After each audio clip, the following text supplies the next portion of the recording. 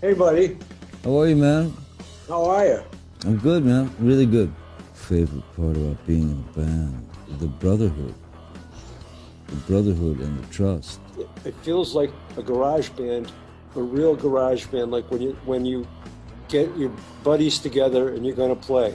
It doesn't matter if you're any good or not, but the main thing is you're friends, and you got your own little clan there, your gang of three or four friends, and one guy is the roadie or whatever.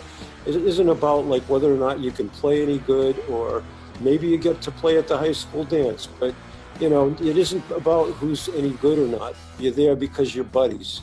But with this band, it feels like that, only we can play.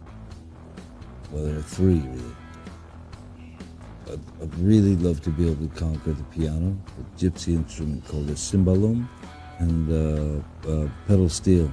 I would really like to be able to feel like I've mastered the guitar to some degree before I kick the bucket, Joe and I together, the amount of guitars that we have is, well, we have something to aspire to. We can own a guitar shop. I don't know how many guitars I have. They weirdly popped into my lives, there's a guitar right there, that Tiger Strap Les Paul up there.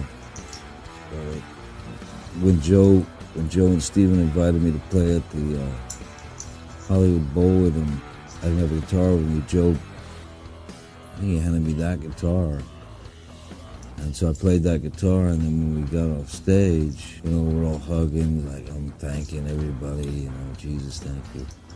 And I went to hand the guitar off, and Joe said, oh, no, man, you gotta keep that. I think rock and roll will be rock and roll, and we're saying that under the assumption that in 100 years, anything will be. My advice, don't stop.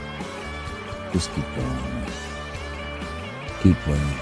There's something about I Want My Now that says something about the times we live in, where people are demanding their now. For me, that song should touch all people, just all people. If I could have written that song, that's really all I need to do for the rest of my life.